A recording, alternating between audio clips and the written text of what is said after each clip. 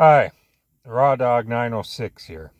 It's been a moment since I've made a video, and I apologize for that. Just a few different things happening in life here, and unfortunately, my rheumatoid arthritis treatment journey had to take a time out. Back on March 26th, I fell. It's a pretty bad one. Landed on my forehead and my left cheekbone sinus area, and then onto my ribs. And it took a better part of a month to heal up from that. So I apologize for not keeping you on the loop and not making a video. With that being said, there really wasn't a lot to report. I kind of was starting to lose the motivation to make these videos. You know, winter was getting pretty long. It definitely dragged on. We had snow May 2nd. I mean, a very significant, having to plow type of snow May 2nd, which is unbelievable. But of course, April, which can sometimes be winter up here where I live, that didn't really happen. April just kind of went to shit, and couldn't ride the snowmobile anymore. Winter was over as far as we concerned. As a matter of fact, around April 14th, we got up to about 80 degrees. It was insane. We normally don't get that warm till end of May, June, and those are just some freak days yet. Then we start maybe getting the end of June and July and August kind of thing. But so, you know, the weather was bad. It's still not ideal. So there wasn't a lot to do. But today was a very rough day. So that's another reason to jump on the video here. Just had a huge amount of anticipation, anxiety before my rheumatologist appointment, because I knew this had to be done. I knew I had to see her. It's a telehealth visit, but I have to travel about 15 miles to the nearest facility to do it. And I used to only have to travel like half a mile to do it at a very convenient location. She's a wonderful woman, Christine Matajesic. Very, very wonderful doctor. Understanding. First thing I did was tell her, you know, what had happened and that kind of thing. So she's going to have me get a CT scan to play it safe before I resume the treatment with methotrexate. I appreciate that. I think that's a wonderful professional thing of her to do, and very grateful. There's a beautiful nurse there today, you know, and that's kind of funny because that's kind of giving me a new motto in life. She happened to have a neck tattoo. I asked her what it said because, you know, I didn't want to be any more obvious than I had to be, just staring her down or trying to figure out what people got written on their necks. But it said, stop existing, start living. So I'm actually going to title the video of that. And that's something that take totally profound in the heart, because this anxiety don't even have me existing. It sure as fuck don't have me living.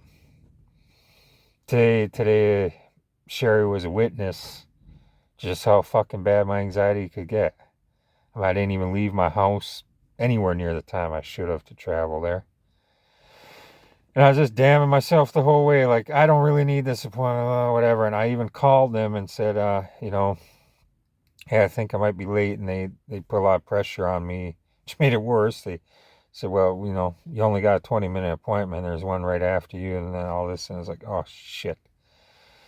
So I stopped twice in a 15-mile road trip, which doesn't normally happen. You know, maybe in 20, 30, 40 miles, I might, you know, just have to stretch the legs for a minute or pull myself back down. But I had a real fuck of a time with the anxiety today. Real bad. Just got right to me. And it's been getting to me. The life's been getting to me.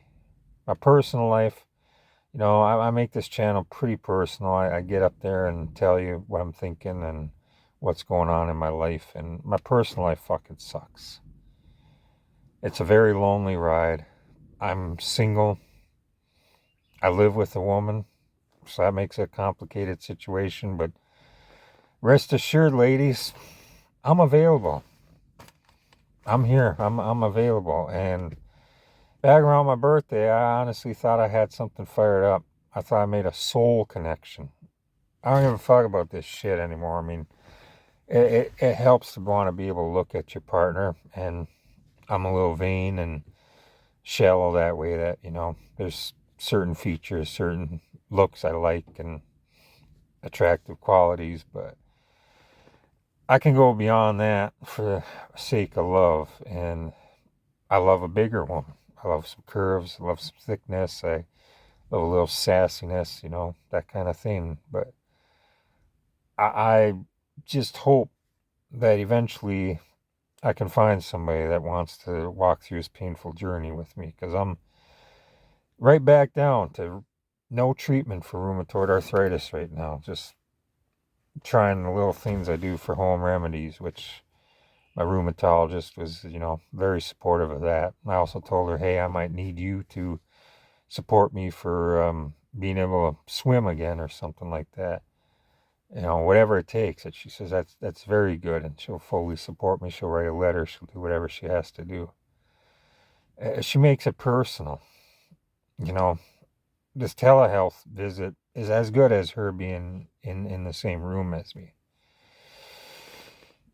It comforted me, relaxed me. I felt much better and relieved. I kind of played out the way I thought it would. Be honest with you. That's kind of the appointment I was going in. I didn't think she was going to force a new treatment on me, having suffered what they might consider a concussion or something like that. And just, oh, hey, we'll give you this terrible drug. And I told her for future reference too. I says, I'd want more tests. I'd want more tests. I'd want have my heart checked out before you start me on something that might screw up my heart. Or if I got some issues with my heart, let's find them before you put me a treatment that fucks that up too. I didn't say that. I have no. I could control my tongue of vulgarity around here pretty good. I think I don't know. I said felt like shit or something, or I don't know. I say something.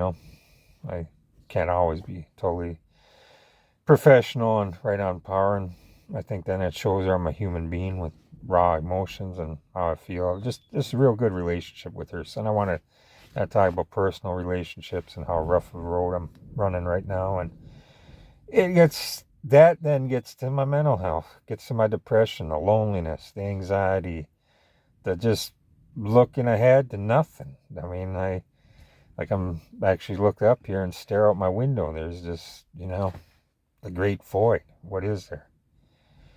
And I think it's a lot to do with this area. This is a very depressive area I live in, but what do I want to be, in the hustle and bustle of New York City, out in LA? What? No, the fuck I don't. So I need a relationship to come to me. I'm going to be honest. That's exactly what I need. I need somebody who wants to move up here, move right in with me, be my girl. Saying it right the fuck how it is. I'm going to say it more raw, blunt, whatever. That's what I'm proposing. It's already been discussed with the woman I live with, a woman who wants out of my life eventually, just a friend, just go on with her own life, her own happiness. So I'm inviting somebody into mine. And I'm serious about that. I try to put it out in words. I try to put it out in Facebook posts. I'm putting it out here from my voice, through my eyes. That's what I'm hoping for. And then I got to wrap this up on another venue of, I'm going to put a couple short clips at the end of this video about how my day went at the rheumatologist appointment, just real short clips. But what I got to say is that I've decided to fire my primary care physician. She's just not taking me serious. Made me feel rather belittled. And I don't know, there were 3 strikes that were filled, and the big one that just came in, just like, fucking, I'm out of here, is a strike that they couldn't order the CT scan for me. With me saying, hi, sincerely, I have witness here. I fell. I've told it to any of my care workers, anything I got. They all know there's an injury. So, can you do the right thing and just call the hospital and say, hey, got a guy coming, needs some tests. Fuck going to the ER. ER is ER when that's fucking happening. If I couldn't get off the floor, if I got knocked out, I hope she would have called or something, whatever. That's the fucking ER. Maybe a day or two later, yeah, not feeling good, ER. Not over a month later. I'd look like a jackass. Oh, a month ago, I fell and I hurt myself. Nah, fuck that. So, she's fired. She's absolutely fired. But the biggest strike before that, the middle strike was just fucking... I supposedly had a physical in March. My shirt wasn't even lifted up, removed. Knees weren't tapped. Feet weren't looked at, being diabetic and all. Done. If a doctor can't take me serious, I can't take them serious either.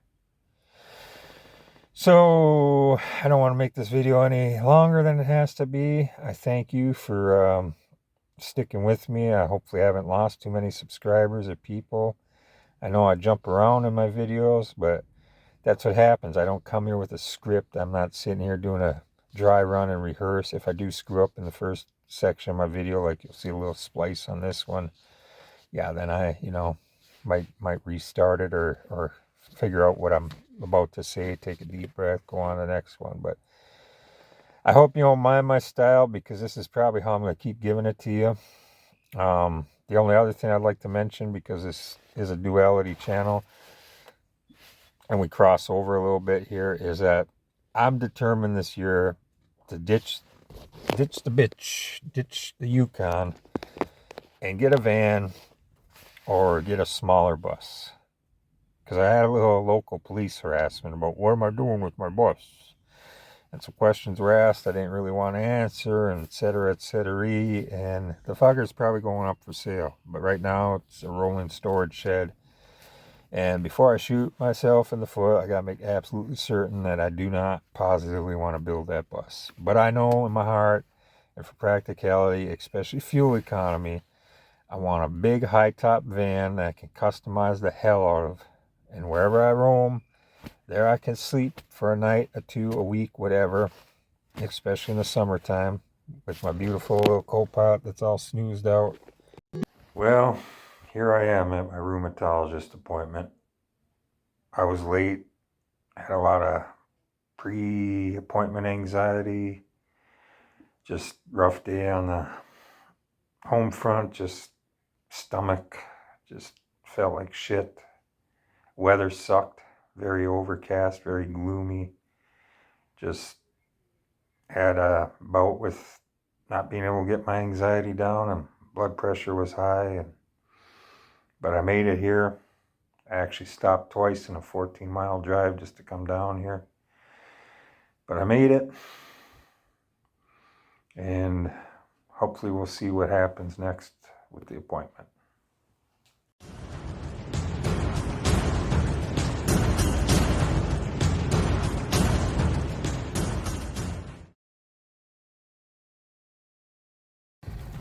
Okay, the relief. The appointment's over. I don't know. I get a very comforting and good vibe from my rheumatologist.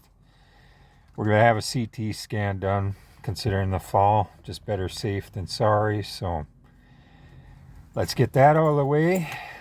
Waiting on a call for that. Hopefully this afternoon, if not Monday.